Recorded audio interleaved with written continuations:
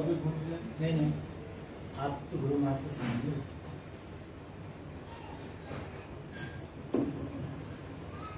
जय गुरुदेव, जय गुरुदेव, जय गुरुदेव।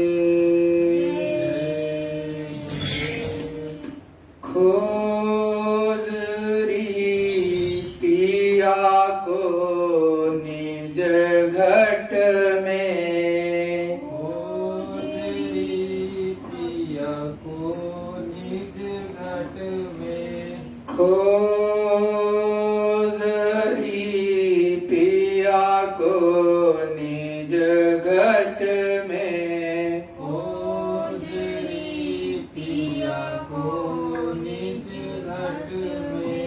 जो तुम पिया से मिलना चाहो, जो तुम पिया से मिलना चाहो, तो मत भटको जग में, मत भटको जग में।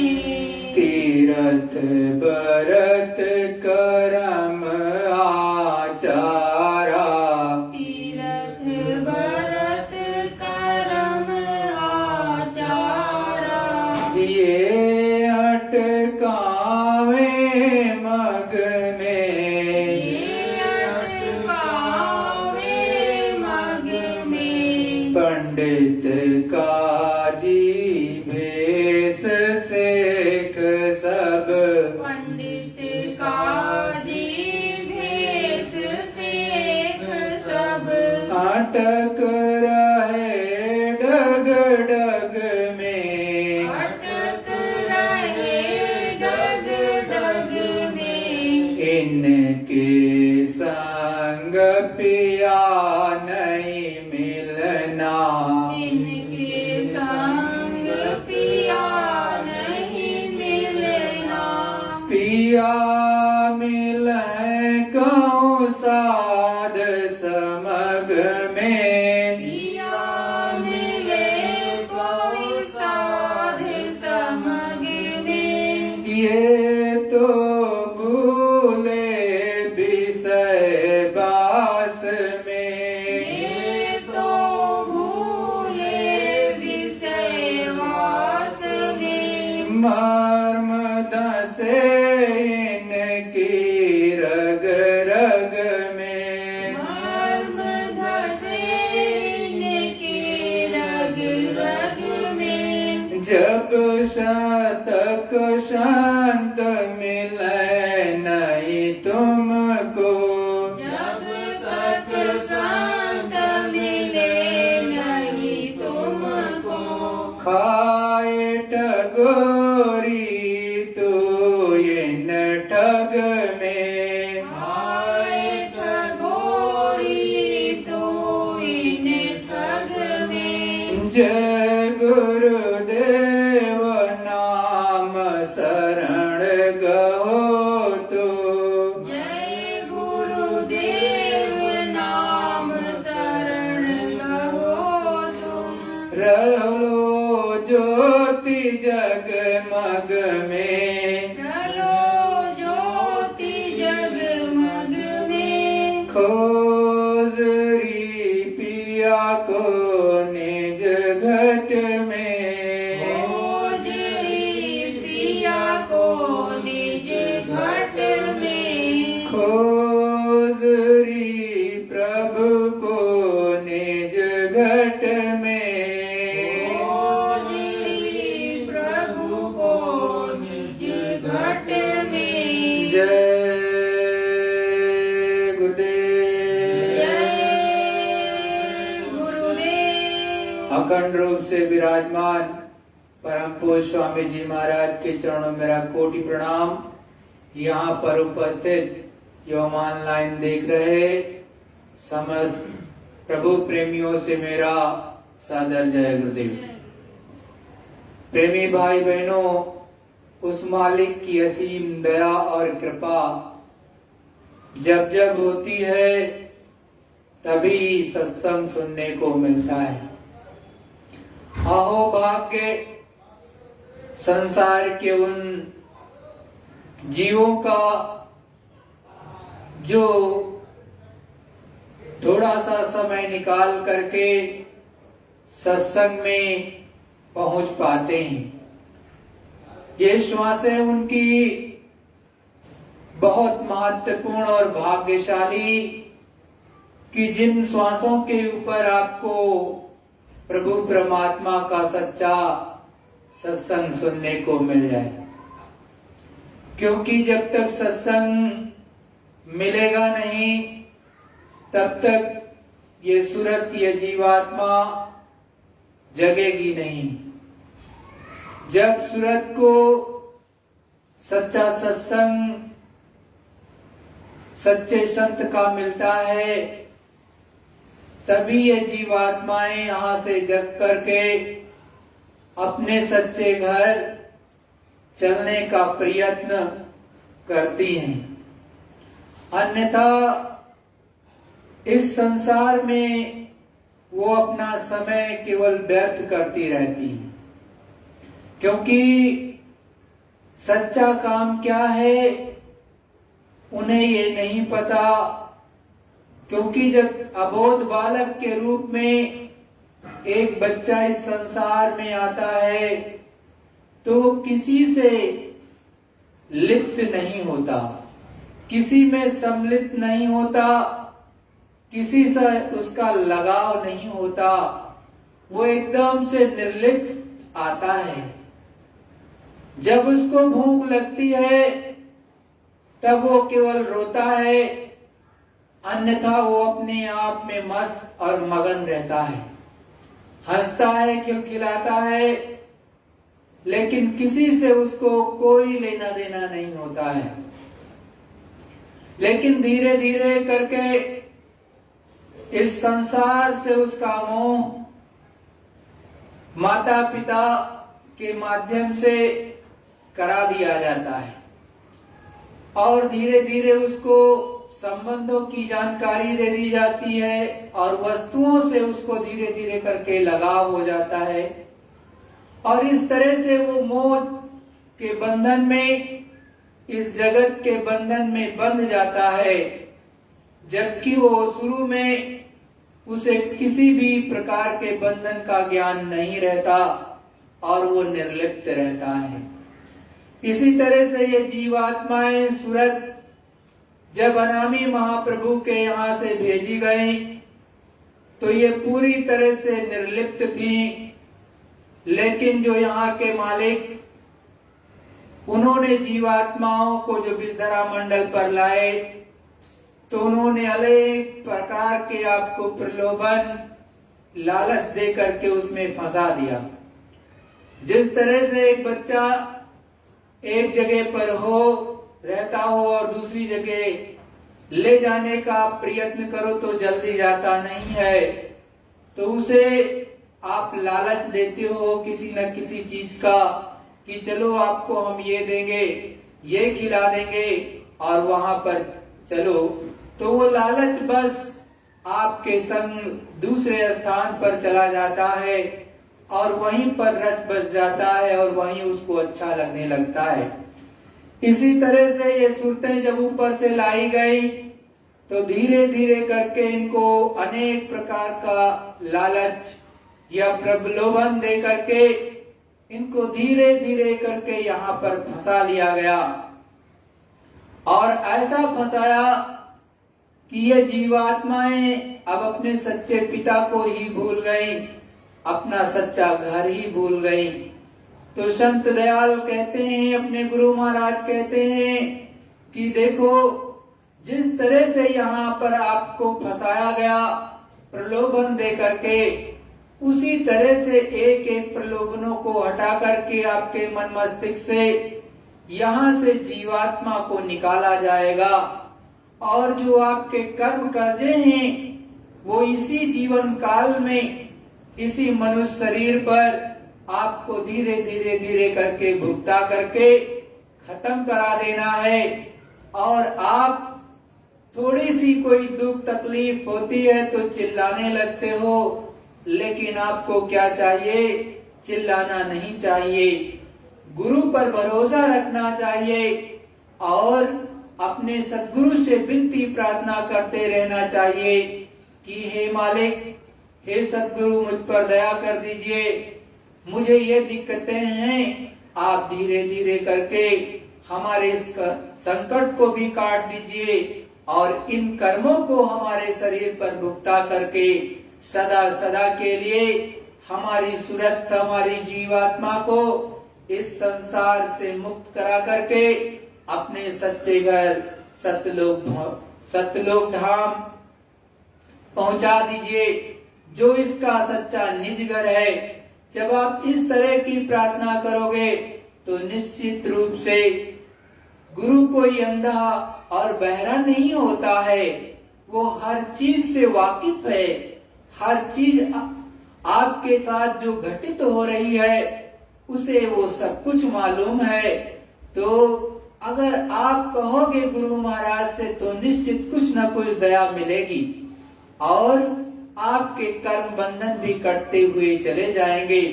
लेकिन आप सतगुरु से प्रार्थना नहीं करोगे, सोचोगे कि हम किसी और से मदद ले लेंगे, तो सतगुरु दयाल ने अपने गुरु महाराज परमचंद बाबा जय गुरुदेव जी ने कहा कि देखो, आप गुरु को छोड़ करके किसी भी दर पर जाओगे लेकिन सुनवाई नहीं होगी। सुनवाई संतों के दरबार में ही होती है, सच्चे गुरु के दरबार में ही होती है। और तो आपको कर्म भोगना है, जो आपका प्रारब्ध बना है, और जो इस जीवन काल के भी कर्म है, इनको आपको भोगना ही होगा। अच्छा भी होगा, बुरा भी होगा, सुख भी होगा और दुख भी होगा। लेकिन यहाँ से इन दोनों की कर्मों से आपको छुटकारा पा करके अपने देश जाना है। तो संतों के चरणों में बैठ करके उनके एक एक शब्दों को आपको धीरे धीरे करके पालन करना पड़ेगा। और जब उनके वचनों का पालन करने लगोगे तो वही गुरु भक्ति है। और ऐसे गुरु का ध्यान कोई नहीं कर सकता। गुरु की बातों को मानना, गुरु के शब्दों पर चलना, गुरु के आदेश का पालन ही गुरु भक्ति और गुरु का ध्यान होता है। अन्यथा कोई इस धरा मंडल पर पैदा नहीं जो गुरु का ध्यान कर सके। तो सभी प्रेमी भाई बहनों को चाहिए कि गुरु के चरणों में बैठ करके हमेशा उनसे विनती और प्रार्थना करनी चाहिए। जय गुरुदेव। देखो प्रेमी भाई बहनों, आज गुरु महाराज की दया से बहुत ही गूढ़ सत्संग और बहुत पहले का सत्संग जो गुरु महाराज ने अपने मुखारबिंद से सुनाया, आपको वो सुनने को मिलेगा। ये सत्संग गोरखपुर में गुरु महाराज ने प्रातः काल दिनांक 4 नवंबर 1967 में सुनाया है। आप उसे बड़े ही ध्यान से, बड़े ही प्रेम से और लगन से सुनो कि गुरु महाराज क्या कह रहे। गृहस्थ आश्रम में हमारा जीवन बड़ा ही सुखमय शांतिमय होना चाहिए था। हम अपने मान, बड़ाई, अपनी समझदारी यानी अपनी ऊंचो समझ से कार्य करते हैं तो दूसरों को तकलीफ हो जाती है, फिर अशांति का दर्शन होता है। बाहर जो हम काम करते हैं, जो भी करते हो, चाहे वो खेती हो, चाहे व्यवसाय हो, चाहे नौकरी, उसमें हमको अशांति मिली। फिर जब घर में आए तो कभी बच्चों में कमी, स्त्री में कमी, सामानों में किसी न किसी कारण से अशांति मिली, अर्थात बाहर भी जला और अंदर भी जला। फिर क्या होगा? घर का सब काम ठीक होगा, आपका भोजन सात्विक सिद्ध होना चाहिए, आपकी बात व्यवहार सुंदर होंगे, फिर आपके बच्चे भी सुंदर होंगे जिनको आपने पैदा किया है। तो गुरु महाराज देखो समझा रहे कि बड़े प्रेम और सच्चाई ईमानदारी के साथ में रहना चाहिए। कभी भी ओछा काम नहीं करना चाहिए, बुरा काम नहीं करना चाहिए। सद्गुरु दयाल फिर समझाते, बहुत सी स्त्रियां ये मुझसे कहती हैं कि मेरे पतिदेव नहीं मानते, जबरदस्ती व्यवहार करते हैं। भाई क्या आप विपत्ति खरीदते हैं? थोड़ा संयम से आपको काम लेना चाहिए। ब्रह्मचर्य का पालन थोड़ा करना बहुत आवश्यक है। ये कहती हैं कि मांस मछली मत खाओ, फिर आप उदंडता करते हैं कि अशांति होती है, यानी सुखमय जीवन का एकदम आपने अभाव कर दिया। संत सद्गुरु हमेशा समझाते हैं, बताते हैं कि गृहस्थ आश्रम में भी कम से कम 2 महीने ब्रह्मचर्य का पालन करना चाहिए, तभी आपका घर में शांति होगी, बीमारियां नहीं आएंगी, साथ साथ जो है रोग नहीं होंगे, साथ साथ जो है घर में कलह भी नहीं होगी और आप दुख तकलीफों से बचे रहोगे। फिर सद्गुरु दयाल गुरु महाराज कहते हैं, जब तक आदमी चाहे सत्संगी हो या गैर सत्संगी, महात्मा की बातों पर अमल नहीं करता, तब तक वो शांति से दूर रहता है। अमल करने से सभी काम आपके ठीक ठीक होते हैं और जब छोटी बात पर अमल करने लगते हो तो आपका काम बनने लगता है। यदि आप ऐसा करने लग जाएं तो आपका अलगावपन, दिल का दरार खत्म हो जाएगा और जहाँ पक्षियों का प्रेम पूर्ण आनंद है, प्रेम रूपी आनंद में ही वास्तविक शांति है। धर्म से कोई चीज अलग नहीं है। आप धर्म को, सत्य को साथ ले लें तो आपके पास सब कुछ है। लोग धर्म को अथवा सत्य को समझते नहीं। आज धर्म सत्य को लोगों ने शब्दों में मान लिया, धर्म की जरूरत लोगों ने हटा दिया। कुछ वर्षों पहले महात्मा ये आवाज लगाते थे कि होशियार हो जाओ, और अब वो वक्त आ गया। इस समय जब 10 खर्च आने में आपका काम चल जाए, वहाँ 20 खर्च करने की जरूरत नहीं। सीमित दायरे में अपने प्रारब्ध को समझें कि यही मेरे प्रारब्ध में थे। हम अपने पर विश्वास करने लगते हैं तो आनंद सुख मिलता है।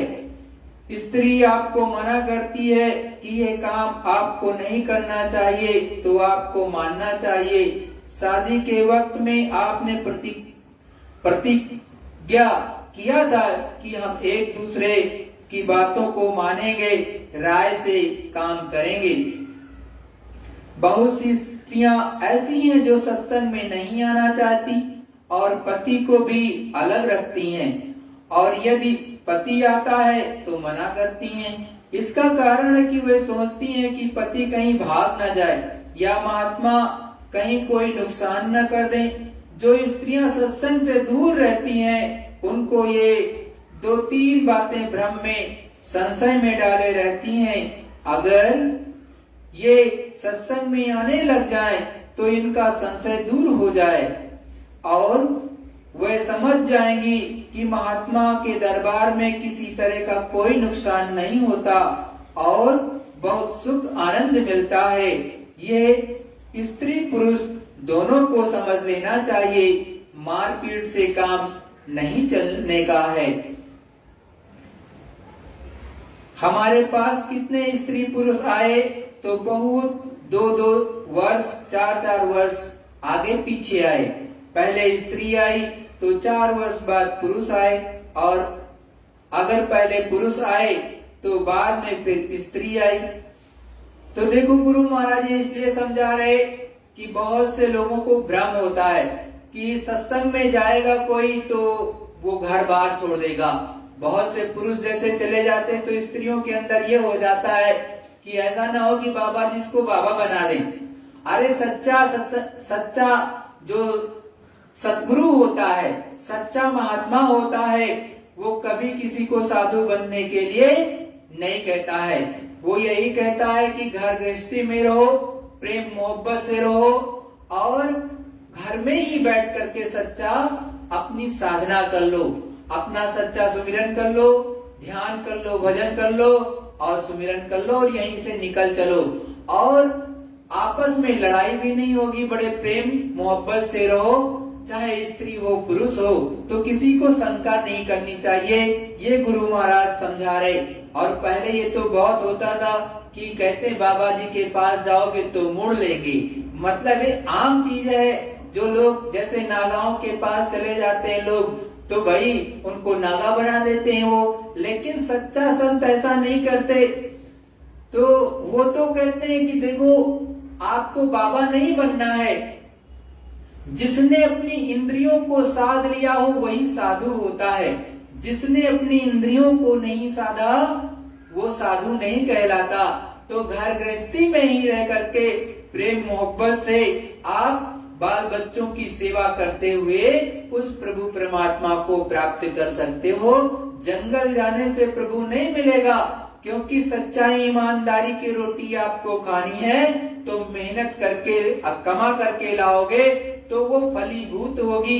किसी दूसरे की रोटी को यदि खाओगे तो आप भजन नहीं कर पाओगे। इसलिए एक कलयुग में सच्चे संत मना करते हैं कि आप जो है गृहस्थ में रहो, जंगल मत जाओ, मतलब साधु नहीं बनना है। फिर गुरु महाराज समझाते हैं जो तकलीफें आपके ऊपर हैं ये तो पुराने कर्मों के कारण है और कुछ तकलीफें हैं जो इस जन्म की हैं। जब आप सत्संग में आ जाते हैं तो करोड़ों जन्मों की तकलीफ को एक ही जन्म में महात्मा खत्म करते हैं। फिर आप चिल्लाते क्यों हैं? कोई तकलीफ आ गई तो चिल्ला देते हो, तो आप तुरंत हल्ला करने लगते हैं कि हमारे ऊपर दया कीजिए और कृपा नहीं करते। अरे भाई आपको थोड़ा समझना चाहिए, आप दया नहीं मांगते हैं कि आपकी तकलीफ से जल्दी छुट्टी मिले तो फिर आना पड़ेगा, क्योंकि जब तक सब कर्मों को खत्म नहीं किया जाएगा तब तक जीवात्मा यहाँ से निकल नहीं सकती है। आप थोड़ी सी तकलीफ से घबराते हैं, धीरज छोड़ देते हैं तो कैसे काम होगा? ये सूक्ष्म बातें हैं, आपको समझनी चाहिए। सद्गुरुदयाल देखो समझाते हैं कि जब आपको दुख तकलीफ होती है तो चिल्लाना नहीं चाहिए, हल्ला नहीं करना चाहिए कि गुरु महाराज हम पर दया नहीं कर रहे। अरे वो तो जानते ही हैं। अरे भाई जो आपको एक ही जन्म में उनको पार करना है मान लिया, तो अब एक जन्म में जब गुरु महाराज तो यही कहते हैं, वैसे तो पहले 4 जन्म लेने पड़ते थे, चौथे पद गुरुपद होता था, तो चौथे जन्म गुरुपद होता था। गुरु महाराज तो एक ही जन्म में आपको निकालना चाहते हैं इस संसार से, तो भाई दुख तकलीफें भी आएंगी, क्योंकि वो आप 1000 करोड़ साल आते कर्म कर्जा आपका निपटता, वो एक में ही निपट रहा है गुरु की दया से। तो आपको धीरे धीरे प्रेम और मोहब्बत से उसको निपटा देना चाहिए, ना कि चिल्लाना चाहिए। वैसे गुरु से दया की भीख तो आपका फर्ज है मांगना, वो दया करेंगे। जब लड़का रोता है तो माता अगर दवा नहीं दे सकती तो अपने प्यार से राहत आराम देती है। इसी तरह से किसी के सामने हम रोते हैं तो कुछ न कुछ तो वो दया देता ही है। आप जो भी दिन रात करते रहते हैं, वो मैं कोई बहरा थोड़ी ही हूँ कि सुनता नहीं, कुछ न कुछ तो ताकत दे दी जाती है, परंतु क्या दवा ही ना दी जाए? समझने की बात है। महात्मा ये दया करते हैं कि करोड़ों अरबों वर्षों जन्मों के तकलीफ को खत्म करते हैं और आप दया मांगते हैं कि तकलीफ हो रही है। भाई अगर आप इधर ना आए होते तो आपको हमेशा ये तकलीफ भोगनी पड़ती, पूरा का पूरा। आपको ये मार्ग दिया गया, क्या इसको आप कम दया समझते हो? मतलब कि जो देखो आपको हमेशा जितनी आपको कर्म बंधन आपके थे वो आपके शरीर पर भुगताया जाता, 1% की कमी नहीं होती। लेकिन सदगुरु दयाल गुरु की दया होती है, गुरु महाराज की दया होती है कि दया भी करते, मतलब 75% तो वैसे काट देते हैं, 25% केवल शरीर के ऊपर भुगतान होता है कर्मों की, और उसमें भी चिल्लाते हो तो गुरु कुछ न कुछ फिर दया करते हैं। और फिर भी गुरु महाराज कहते हैं कि देखो फिर भी तुम चिल्लाते रहते हो और दया की भीख मांगते हो। दया की भीख मांगते हो तो मैं कोई अंधा बहरा नहीं हूँ, सुनता सब हूँ। दया तो आपको दी ही जा रही है, जिस तरह से एक माँ होती है, अगर दवा उसके पास नहीं है तो बच्चे को सहलाती जरूर है और बड़े प्रेम से सहलाती है कि बच्चे को आराम मिल जाए। वैसे ही संत सदगुरु होते हैं, वो अपनी दया हमेशा बरसाते रहते हैं। इसीलिए कहते हैं जब काम दवा नहीं करती है तब काम दुआ कर जाती है। जब मिलता है सच्चा सतगुरु तब बात प्रभु से होती है। भाई जब आपको कहीं पर कुछ नहीं मिलता है, दवा भी काम नहीं करती है, तो सद्गुरु की दया दुआ काम कर जाती है। और जब सच्चा सद्गुरु इस धरा मंडल पर मिलता है तभी उस प्रभु परमात्मा से भी बात होती है, उससे पहले नहीं होती है।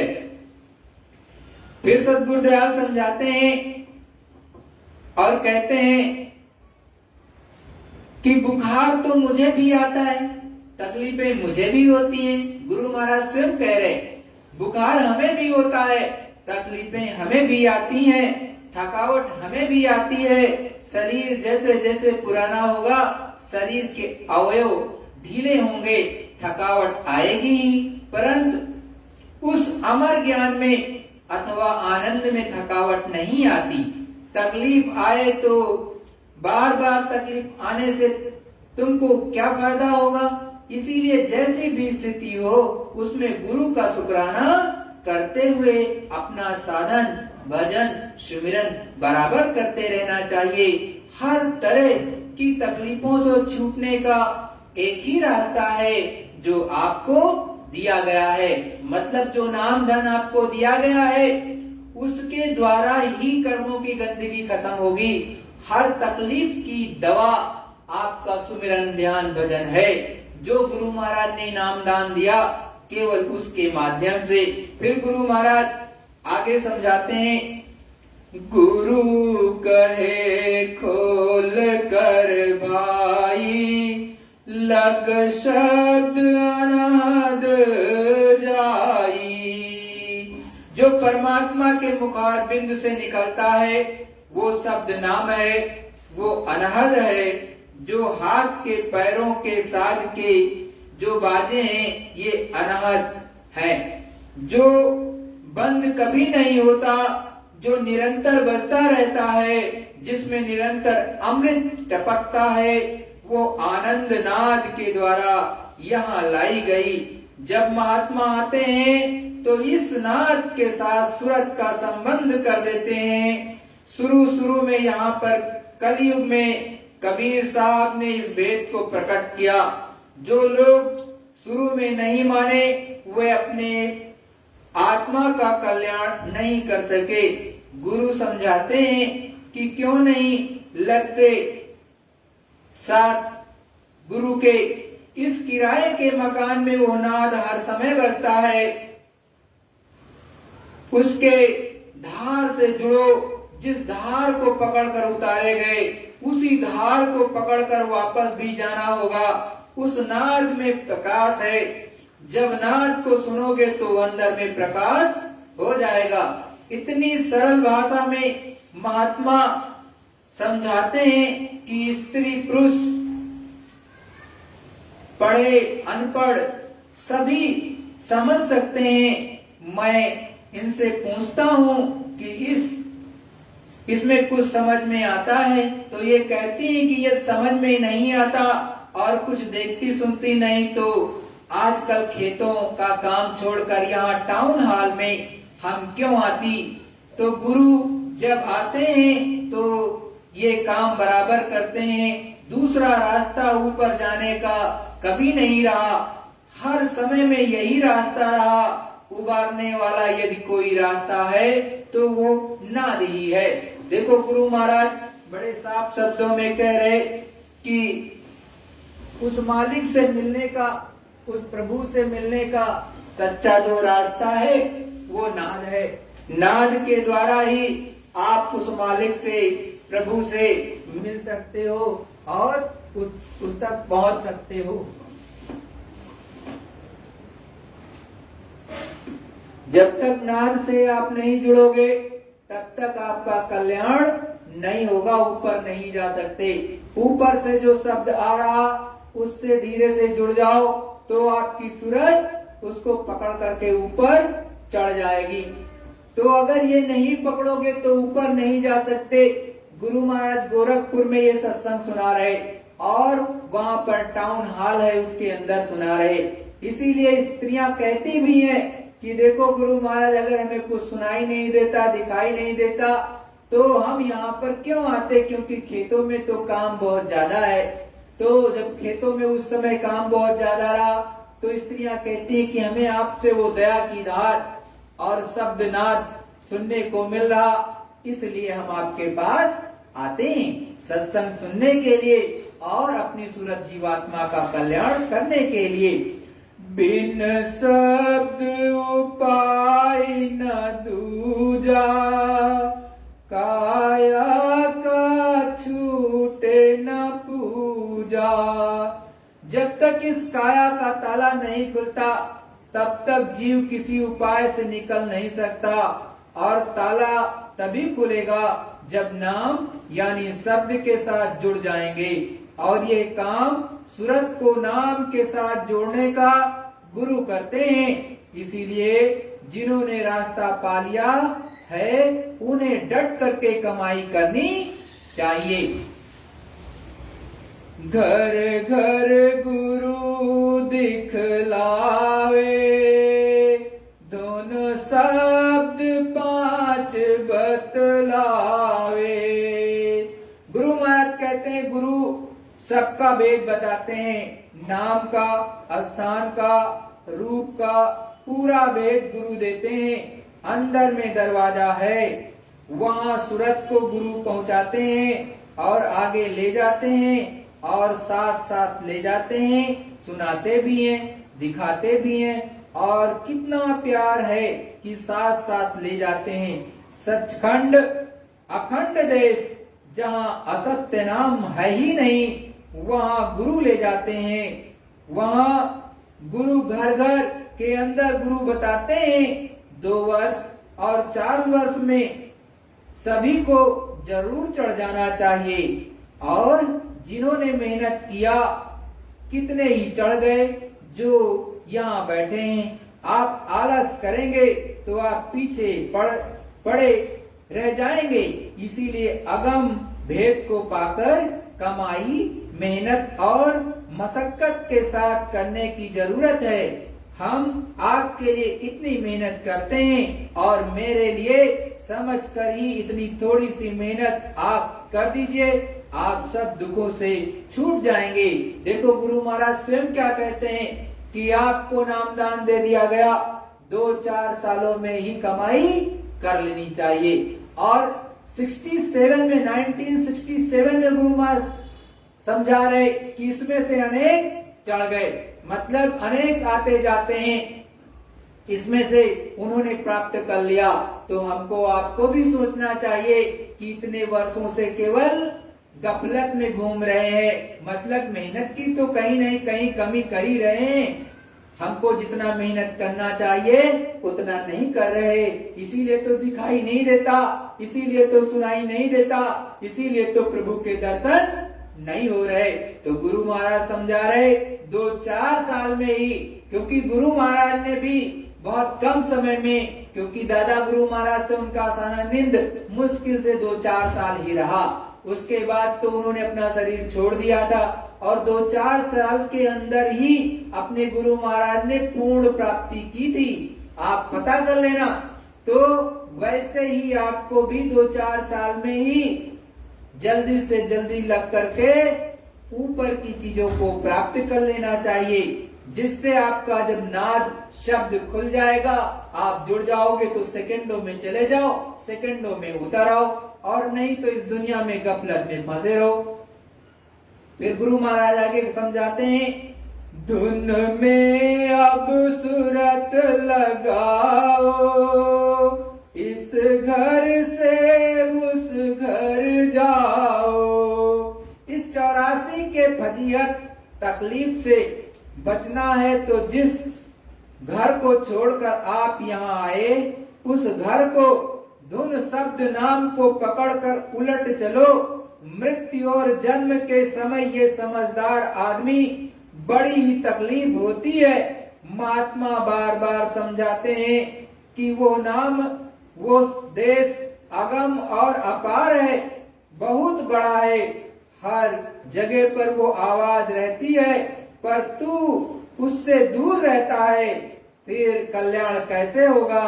इसीलिए होश कर, चेत कर और नाम के साथ जुड़कर उस अपने निज घर को चले चलो, जहां से फिर कभी आना नहीं होगा।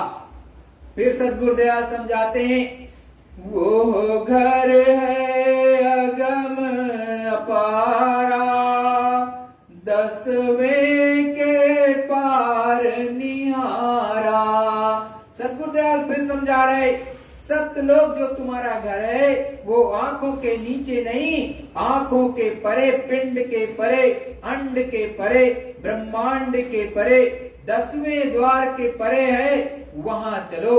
जिस कारण भी, जैसे भी तुम्हें लाया गया, फंसा लिया गया, जैसे एक बच्चा है जब दूसरी जगह ले जाते हैं तो नहीं जाता, फिर मिठाई देकर, कभी खिलौना देकर धीरे धीरे उसे फुसलाकर फंसा लिया जाता है, फिर बच्चा वो पुराना घर भूल जाता है और नए घर को ही अपना घर या सब कुछ समझता है, फिर पुराने घर को नहीं जाना चाहता। वही हाल तुम्हारा है। जो आपको लाया उसने बड़े परेशानी से आपको लालच दे करके फंसा लिया, धीरे धीरे करके। जैसे जैसे फंसे वैसे वैसे ही फंसावट की वस्तुओं को महात्मा तोड़कर फेंकते जाते हैं, फिर आपका छुटकारा होगा। जितनी परेशानी आने में थी उतनी परेशानी जाने में है। एक एक चीजों से अलगाव करना ये मामूली बात नहीं, बिना संतों के कुछ नहीं हो सकता। देखो गुरु महाराज समझा रहे हैं आपको कि वो देश जो आपका घर है अगम अपार है, इतना बड़ा उसका ओर छोर कुछ नहीं है, इतना अगम अपार है। और कहाँ है? पहले तो ये आप जो है पिंड सृष्टि है, पिंड सृष्टि में हो आप, फिर ऊपर में जो चलोगे तो अंड सृष्टि, अंड सृष्टि में आपका सूक्ष्म लोक, भगवान का लोक, और जो है स्वर्ग बैकुंठ, ये सब आता है। उसके ऊपर चलोगे तो क्या है? ब्रह्मांड आता है। उस लोक से भी परे चलोगे तब 10वां द्वार पड़ता है, और उसके ऊपर बहुत आगे 4था पद है जहाँ सत्यलोक धाम है। वहाँ की बात गुरु महाराज कह रहे कि वहाँ चलो, और जब तक वहाँ चलोगे नहीं तब तक दुख तकलीफ से छूटने वाले नहीं। और दूसरी बात, आपको जन्मते मरते दुख बहुत होता, वो आपको भोगना ही भोगना पड़ेगा। यदि सूरत जीवात्मा को आपने जगाया नहीं, सूरत पूरी तरह से आपकी जगी नहीं, दिखाई देने लगा, शब्द को पकड़ना आपको आया नहीं, क्योंकि जब ये मृत्यु होने लगती है उस समय आपको शब्द पकड़ना आना चाहिए कि कौन सा शब्द हमको लेके जाएगा। आपको पता ही नहीं है कि कौन सा शब्द पकड़ना है। जब पकड़ना शब्द आएगा नहीं तो आप जा नहीं सकते, तब तो दूसरे के अधीन यमदूत आपको ले जाएंगे सामान्य तौर से। लेकिन जिसको गुरु महाराज ने नाम दान दिया जो जय गुरुदेव नाम बोलता रहेगा, गुरु महाराज आएंगे उसको वो लेके जाते, तो उतनी तकलीफ तो नहीं होगी। लेकिन आपने नाम को पकड़ा नहीं, शब्द को नहीं, तो दर्द तो होगा ही होगा, क्योंकि आपने जीते जी गुरु महाराज ने जो कहा वो नहीं किया।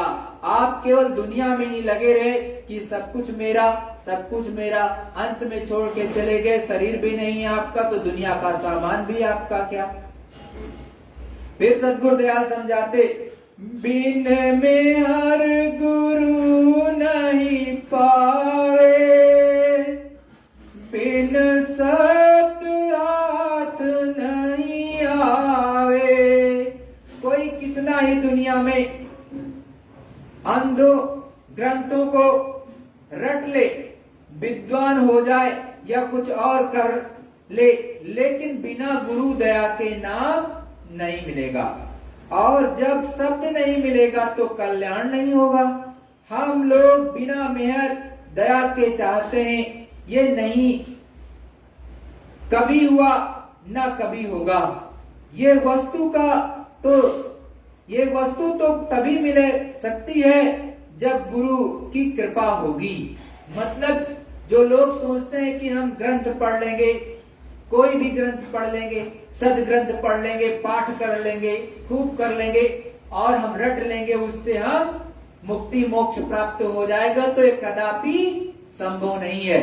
गुरु के चरणों में आपको बैठना पड़ेगा, गुरु से सच्चा नामदान लेना पड़ेगा और गुरु जैसा कहे वैसा करना पड़ेगा और जीते जी प्रभु परमात्मा को प्राप्त करना होगा, तभी छुटकारा मिल सकता है, अन्यथा नहीं मिल सकता। बिना उनकी दया के तो कोई तिल भर भी ऊपर नहीं बढ़ सकता। आप तो छोड़ दो, मुक्ति मोक्ष तो बहुत ऊपर है, क्योंकि अरबों खरबों योजन ऊपर तो राम का ही देश है, मतलब ईश्वर का, और अरबों खरबों योजन ऊपर चले जाओगे तब जाकर के ब्रह्म का देश है, और फिर खरबों योजन ऊपर चले जाओ असंख्य खरबर ऊपर में, तब जाकर के जो है पार ब्रह्म का देश है। तो आपको तो यही नहीं पता कि मुक्ति मोक्ष कहाँ है। आप ये खरबों योजन कहाँ से चढ़ पाओगे? आप तो 2 कदम भी नहीं जा सकते ऊपर में, तो खरबों योजन की क्या बात। क्योंकि गुरु महाराज तो कह रहे कि बिना दया मेहर के तिल मात्र भी नहीं बढ़ सकते, 1 कदम नहीं बढ़ सकते। तो गुरु तो करना ही पड़ेगा, और वो भी सच्चा। फिर गुरु महाराज समझाते, सूरत खाए नाक जीभ वगैरह के फूल व पत्ती लगे हैं, इनका हवन करो। इस संसार के करोड़ों लोग यदि इसका हवन करें तो करोड़ों ठीक हो जाएं। मुरीद बनकर, शिष्य बनकर दया तो महात्मा से लेना ही होगा। सारे महात्मा कह आए कि बिना दया के नहीं मिलता, और हम तो आपके सामने हैं, सामने ये फैसला करते हैं कि इसमें 2 राय नहीं। दुनिया के लोगों के सामने दुनियावी वस्तुओं के जरिए के लिए 2 किलो चीनी या तेल के लिए या नौकरी के लिए कुछ और के लिए आप इतना दीन गरीब बन जाते हैं, इतनी उसकी जो जी हजूरी करते हैं और भिखारी बनकर उसकी दया मांगते हैं, जहां आपकी इच्छा पूरी भी नहीं होती।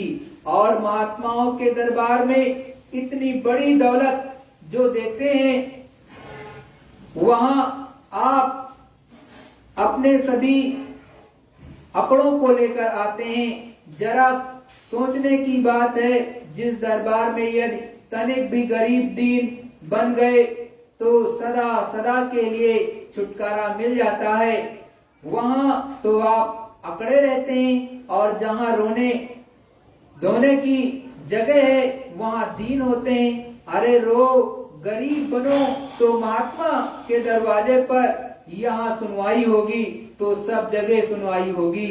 और यदि महात्मा की दया नहीं तो कहीं चले जाओ सुनवाई नहीं होती। सब कुछ गुरु की दया से ही मिलता है। मन चंचल तिन थिर न रहावे, चित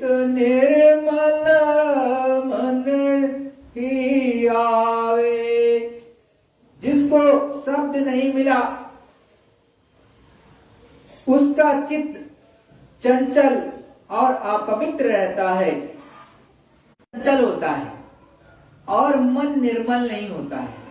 जो चित्त एकदम से चंचल होगा तो क्या होगा, आपको ना तो दिखाई देगा ना ही सुनाई देगा, ना ही ये सूरत जीवात्मा ऊपर चढ़ेगी। तो क्या होगा, वो शब्द को नहीं पी पाता, मतलब शब्द से जुड़ नहीं पाता। तो हमें तो गुरु महाराज समझाते, बिन पग चले सुने बिन काना। ये मन है, ये संसारिक भोगों का रसिया है। ये परमात्मा के बारे में स्वामी जी ने नहीं लिखा है। मतलब ये जो अभी कहा गया है, जो अभी पंक्ति बोली जा रही है कि बिन पग चले सुने बिन काना, ये मन के लिए कहा गया है। मतलब जीवात्मा के लिए नहीं या प्रभु परमात्मा के लिए नहीं कहा गया, ये कहा गया है तो मन के लिए कहा गया है कि ये जो मन है ये पूर्णा पैदा करता है। जहां भगवान की बात आई वहां मनुष्य रूप में उस शक्ति का वर्णन किए हैं और ईश्वर तो अपने जगह पर है। दुनिया के लोग परमात्मा के लिए अर्थ करते हैं, परंतु उन्हें समझ लेना चाहिए। और अब तो ये सामने ये मानने लगे और खुद कहने लगे कि शिव नेत्र है। मतलब बहुत से लोग ऐसे थे जो पहले नहीं मानते थे कि शिव नेत्र भी कुछ होता है, दिव्य दृष्टि भी कुछ होती है। वो सब यही कहते थे कि परमात्मा तो मरने के बाद मिलेगा। तो गुरु महाराज क्या करे कि जो सत्संगी है, जो सत्संग सुन रहे, जिनकी दिव्य दृष्टि खुल गई, तो ये सभी मानने लगे कि शिव नेत्र कोई चीज होती है, दिव्य दृष्टि कुछ होती है। आप मुझसे क्या पूछेंगे, अब तो इन्हीं से आप पूछ लीजिए कि क्या कैसे है, कहाँ है परमात्मा, कहाँ है।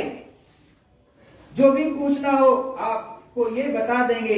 महात्माओं को और उनके रास्ते पर चलने वालों को किसी का चाहे वो कोई भी हो, फिकर गम नहीं रहता।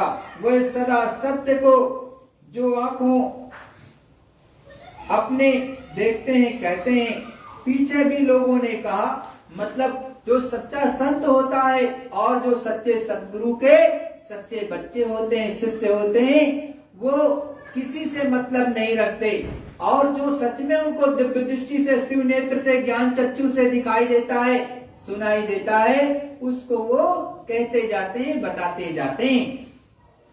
फिर गुरु महाराज समझाते हैं, सूरत शब्द कमाई करना, सब जतन दूर अब धरना।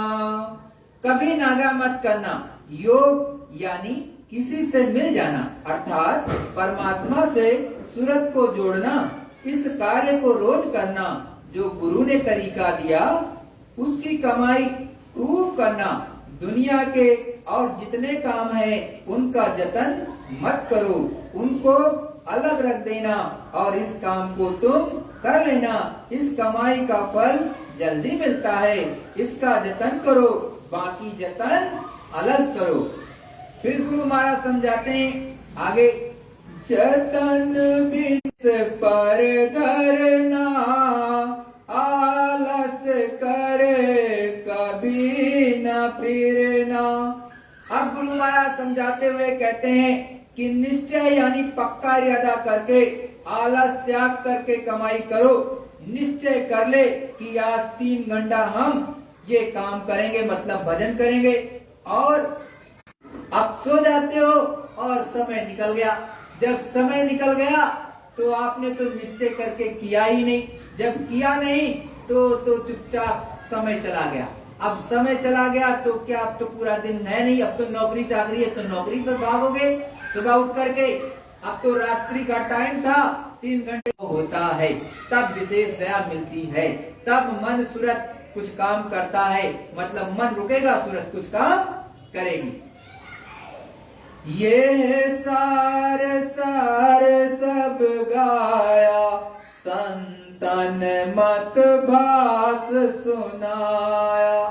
सबका सार सार यानी सार का सार ये है, एक ही बात जिसको सभी संतों ने दादू, पलटू, कबीर साहब, रैदास साहब, मीराबाई नहीं ले जाने का काम नहीं करती। यदि कोई ले जा सकता है तो वो संत है और कोई नहीं ले जा सकता है। जय गुरुदेव। देखो प्रेमी भाई बहनों, गुरु महाराज साफ कहते कि ना तो इस सूरत इस जीवात्मा को कोई दूसरा नहीं जगा सकता, यहाँ धरा मंडल से गाले शब्द से।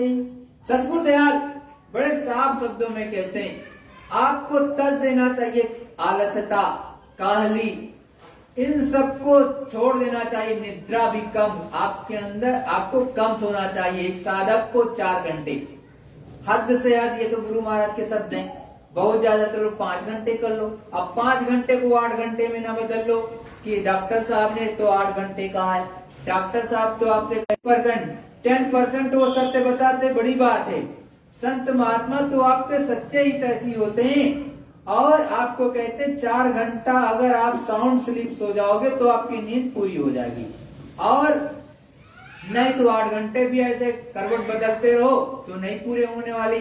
तो साधक को 4 घंटे, और साध जो होता है या संत जो होता है वो 2 घंटे सोता है।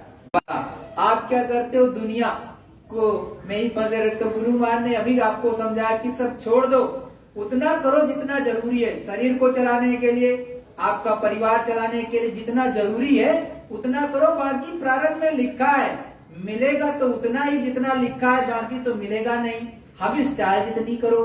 तो प्रेम से गुरु पर भरोसा रखो और सच्चा भजन करो। तो प्रेमी भाई बहनों, एक प्रार्थना होगी, तत्पश्चात आप लोग सुमिरन ध्यान भजन पर बैठेंगे। विश्व के किसी भी कोने में होंगे वहाँ, जो यहाँ पर हैं लोग यहाँ पर करेंगे। जय गुरुदेव। सत्य गुरु सतनाम